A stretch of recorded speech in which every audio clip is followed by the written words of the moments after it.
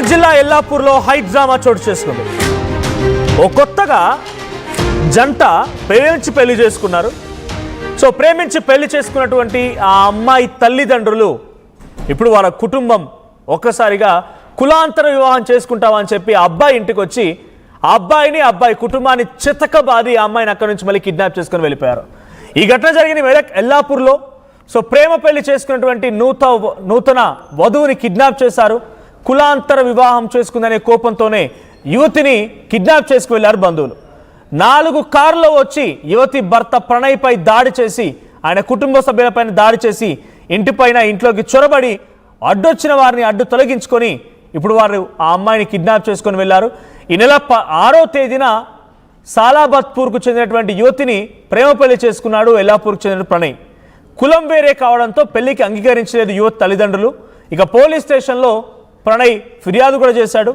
తాను ప్రణయ్తోనే ఉంటానని చెప్పి ఆ అమ్మాయి కూడా తేల్చి చెప్పింది. దీంతో అటు పోలీసులు ఇరు కుటుంబాలను పిలిచి కౌన్సిలింగ్ ఇచ్చారు. కానీ ఏమాత్రం ఉపయోగం లేకుండా పోయింది. పోలీసుల కౌన్సిలింగ్ తర్వాతే ఆ అమ్మాయిని తీసుకెళ్తున్న ఆ విజువల్స్ కూడా సీసీటీవీ కెమెరా రికార్డ్ అయ్యాయి. సో విజువల్స్తో మనం చూడొచ్చు. ఆ విజువల్స్తో కనబడుతున్న 4 కార్లో వచ్చిన వాళ్ళంతా కూడా ఆ అమ్మాయిని తీసుకువెళ్లారు. ప్రేమ పెళ్లి చేసుకుని కులాంతర వివాహం అని చెప్పి ఆ అమ్మాయిని అక్కడ ఉంచకుండా అక్కడి నుంచి తరలించారు. సో విజువల్స్తో మనం చూడొచ్చు. ఒక్కసారిగా ఆ సీసీటీవీ కెమెరాల ముందుగా ఇంట్లోకి వచ్చినటువంటి విజువల్స్ ఉన్నాయి. సో ఇంట్లోకి వస్తున్నారు మెల్లమెల్లగా. 4 కార్లో ఒక్కొక్కరిగా ఇంట్లోకి వచ్చి ఇంట్లో నుంచి బయటికి ఆ అమ్మాయిని ఎత్తుకెళ్తున్న దృశ్యాలు మనం చూస్తున్నాం. ఒకసారిగా ఇంట్లోకి చొరబడి సో విజువల్స్ మనం చూడొచ్చు. ఇంటి లోపల ఓ సీసీటీవీ కెమెరా ఉంది. ఇంటి లోపల రికార్డ్ అయినటువంటి దృశ్యాలు ఇవి. ఇంటి లోపల ఉన్నటువంటి సీసీటీవీ కెమెరాలో ఇంట్లోకి చొరబడి ఆ అమ్మాయిని బలవంతంగా కొట్టి దాడి చేసి ఇతర వ్యక్తులు ఎవరైతే అడ్డొచ్చిన వాళ్ళు ఉన్నారో ప్రణయ్ కానీ ప్రణయ్ తల్లిదండ్రులను కానీ ఇతరత్ర బంధువులు. సో షార్ట్ బనీలో ఉంది ఆయనే ప్రణయ్. సో ప్రణయ్ని అక్కడి నుంచి కొట్టి ఆ అమ్మాయిని ఎలా లాక్కెళ్తున్నారు విజువల్స్తో చూడొచ్చు. ఒక్కసారిగా ఏదో సినిమాల కిడ్నాప్ స్టోరీ అచ్చం ఇలాగా ఉంటుంది. అడ్డొచ్చిన వారందరూ కూడా ప్రణయ్ని తోసేయడం, ఇతర కుటుంబ సభ్యులను నెట్టేయడం, ఎట్టి పరిస్థితుల్లో అక్కడ ఉండే ప్రసక్తి లేదన్నట్టే కులాంతర వివాహం కావడంతోనే ఆ అమ్మాయిని ఎంతమంది అడ్డొచ్చినా అడ్డు తొలగించుకుని 4 వాహనాలు వచ్చిన సుమారుగా 10 మంది ఆ అమ్మాయిని అక్కడ నుంచి తీసుకెళ్లారు. ఎస్, ఈ విజువల్ చూస్తున్నాం. ఆ ఎల్లో కలర్ శారీలో ఉంది ఆ అమ్మాయే. సో ఆ అమ్మాయి వెంట పడుతున్నారు చాలా మంది కూడా. సో మహిళ కూడా ఉంది. అక్కడికి వచ్చి చెప్పులను కూడా వదిలేసి చెప్పులు పరిగెడుతూ ఉన్నారు. అంటే వేస్తా చూడండి, అక్కడ ఓ మహిళ చెప్పులు పట్టుకొని పరిగెడుతూ ఉంటుంది. సో 10 మంది ఉన్నారు మొత్తంగా. 2 ముందు తీసుకెళ్తూ ఉంటే వెనకాల ఒక వ్యక్తి అండ్ ఇంకో మహిళ, సుమారుగా ఇంకో బయట 4-5 మగవాళ్ళు ఉన్నారు. సో ప్రణయ్ని ముందుగా అడ్డుకొని ప్రణయ్ని గట్టిగా అక్కడే ఆపివేసి ప్రణయ్ చూస్తుండగానే తన భార్యని కట్టుకున్న భార్యని అక్కడి నుంచి కిడ్నాప్ చేసుకొని వెళ్తున్నారు. ఒకసారి ఆ దాడి తర్వాత అమ్మాయిని తీసుకొని వెళ్ళిన తర్వాత సో ఎంత బలవంత పెట్టినా ఎంత ఇబ్బంది పెట్టినా చంపేసినా ఆయనతో ఉంటానని ఫిక్స్ అయినప్పుడు ఇలా ఎన్ని కిడ్నాపులు చేస్తే ఏం లాభం?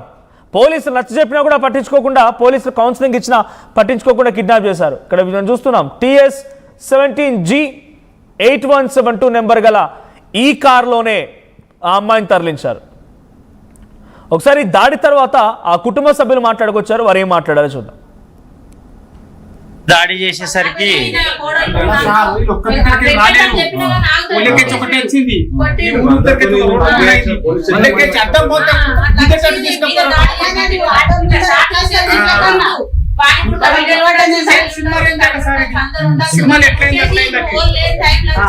నన్ను నా కోడలను నా కొడుకులను అందరిని కొట్టి తీసుకొని పోయిండు వాడు. ఆ రోజు ఏం చేసిండు? ఆ రోజు మరి బిడ్డని అదుపులో పెట్టుకొని ఉండే తెలిసేవాడు. పోలీస్ స్టేషన్ లో పోయావు. ఆ రోజు ఏం చేసినావు? నేను అన్న ఆడవాళ్ళు మొగలు ఎట్లా మొగలు వేరు ఆడవాళ్ళు చెప్పినా కానీ నువ్వు కేసు బండిగా పట్టి నువ్వు కేసు మంచం పిల్ల రాలే ఏడ్చింది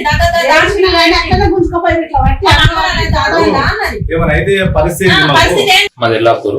సలబత్పూర్ చెందిన గౌతమ్ అమ్మాయి నేను 2-3 సంవత్సరాలు ప్రేమించుకుంటున్నాము. ఒక 3 నెలల క్రితం వాళ్ళ ఇంట్లో వాళ్ళ అమ్మకి వాళ్ళ అక్కకి చెప్పినాము. చెప్తే వాళ్ళు ఒప్పుకోలేరు. అమ్మాయి నేను ఉండని ఇంట్లో వచ్చేస్తాను అన్నది. అమ్మాయి కూడా మేజరే. సరే అని ఇద్దరం పోయి పాపనపేట దగ్గర పెళ్లి చేసుకున్నాం. ఒక గుళ్ళో చేసుకుని పాపనపేట స్టేషన్కి వెళ్ళాం డైరెక్ట్. వెళ్తే అక్కడ వాళ్ళ అమ్మ నాన్న మా అమ్మ నాన్న పిలిపించారు, మాట్లాడిరు. అమ్మాయి కౌన్సిలింగ్ ఇచ్చారు. అమ్మాయి వాళ్ళతో వెళ్ళాలని చెప్పింది. చేసేసారి కూడా రాయించుకొని సరే మీరే తీసుకెళ్ళండి, అమ్మాయి వాళ్ళతో పోనంటుంది కాబట్టి జాగ్రత్తగా చూసుకోండి అని చెప్పారు. మేము తీసుకుని వచ్చినాము. వాళ్ళు ఒకవేళ అమ్మాయితో మళ్ళీ మాట్లాడాలనుకుంటే స్టేషన్ పోలి కూడా మా ఊరు పెద్ద మనుషుల దగ్గరకు వచ్చి మాట్లాడాలి.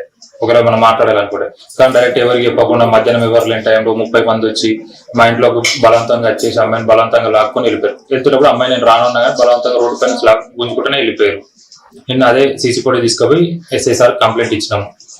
సార్ చెప్తాన్నారు, ఇంకా అప్డేట్ ఏం కాలేదు, దానికోసమే వెయిట్ చేస్తున్నాము. పోలీస్ స్టేషన్ కూడా ఏం లేదు, నార్మల్ గానే ఉంది. అంటే కౌన్సిలింగ్ ఇచ్చి మామూలు అయిపోయింది. మరి ఇప్పుడు అమ్మాయికి అమ్మాయి నిన్న తీసుకెళ్ళారు, ఎక్కడ ఉందో ఏం తెలియదు. అమ్మాయి వాళ్ళ పేరెంట్స్, వాళ్ళ అన్నలు, వాళ్ళ బావ అందరూ వచ్చారు, వాళ్ళందరూ తీసుకొని వెళ్ళారు. మళ్ళీ మొన్న పాపనపేట పిఎస్కి వెళ్ళాము, ఇంకా పిలుస్తాను చెప్పి ఫోన్ చేసిండు సార్. ఇప్పుడు పాపనపేట పిఎస్కే పోవాలి, మళ్ళీ అక్కడికి పోతే ఏమంటారు అనేది తెలుస్తుంది. వాళ్ళు గౌడ్స్, మేము మేదరి పురాతన వివాహం అని చెప్పి వాళ్ళు ఇదంతా చేస్తున్నారు. జనార్దన్ స్వరూప, జయరాము, శ్యామలమ్మ అమ్మ.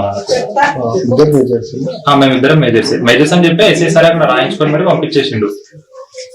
వాళ్ళకు కూడా ఇప్పుడు ఏం చేయలేము, మన చేతిలో ఏముండదు, వాళ్ళిద్దరు మీద వాళ్ళ నిర్ణయమే ఫైనల్, మనం ఏం చెప్పనీకి లేదు. మీకు ఛాన్స్ ఇచ్చినాము, అమ్మాయి ఒప్పుకోలేదు, దానికి నేనేం చేయలేను మీరేం చేయలేరు అని చెప్పేసి వెంటనే వాళ్ళ మేము అందరం మా ఇద్దరి మధ్యలో ఏం లేదు. మేము అమ్మాయి కూడా ఇక్కడ ఉండడానికి బాగానే ఉంది.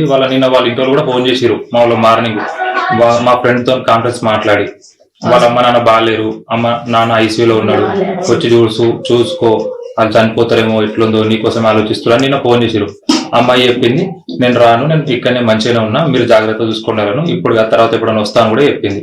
ఎవరు వచ్చిర్రు అని చెప్పింది. వాళ్ళు నాకు తెలియదు కదా, ఎవరు మీరు వాళ్ళు కావాలంటే మా బుజ్జి కావాలి అని అన్నారు. మా బుజ్జి కావాలంటే మరి రాగు చెప్తా నేను రమ్మంట అంటే వాళ్ళు ఆయన ఏమన్నాడు, ఒక ఆయన ఇగో నేను అయిపోయింది కదమ్మా, ఒకసారి చూసిపోతాం మా బుజ్జిని, ఇక అవన్నీ ఏం గొడవలు, ఇక అయిపోయింది ఉండనేడు అయినా చల్లగా పద్ధతి రాలు చూసిపోతామమ్మా రమ్మని అని చెప్పిండు. సరే చెప్తాని రారా మీ వాళ్ళట వచ్చిర్రు, వాళ్ళు ఇద్దరే వచ్చిర్రు అన్నట్టుగా, ఇద్దరు వచ్చిర్రు అని నేను అన్నా.